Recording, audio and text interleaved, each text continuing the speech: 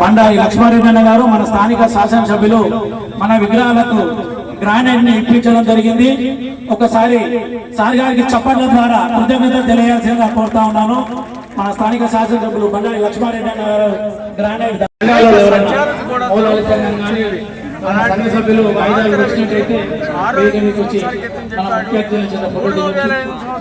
జగద్గురు రాజశేఖరాచార్యులు కూడా మీరు కూడా సమాజంలో నిర్మాణం సాగిస్తారని ఆ రోజు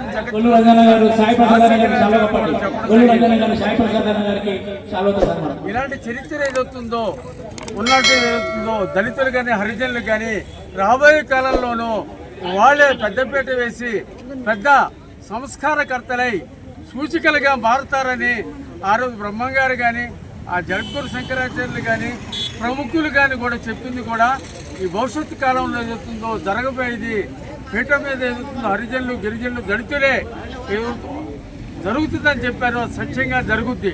ఎందుకంటే నేను కూడా జ్యోతిష పండితుడినే. ముందు ఎవరెవరితో నాయకులు వస్తారో ఎన్ని ఓట్లు వస్తాయని సీట్లు వేస్తారని చెప్తాను. అలాంటి ఇక విశ్వకర్మలో పుట్టిన వాడు నేను.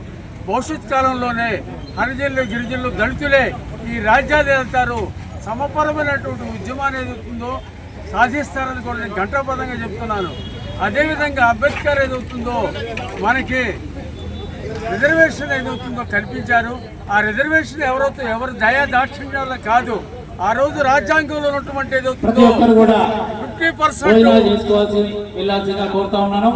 బడుగు బలహీన వర్గాలకే చెందాలి రాశాడు. అందుకని రిజర్వేషన్ చట్టాన్ని ఏదవుతుందో మనకి పెట్టారు. కానీ ఒకళ్ళక దయాదాక్షిణ్యంలో కాదు.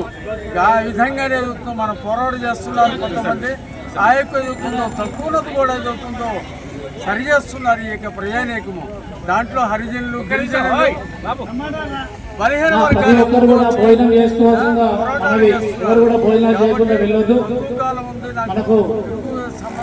చేమూరి వారు చక్కటి భోజనాలు అరేంజ్ చేయడం జరిగింది.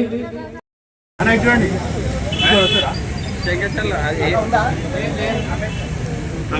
యువజన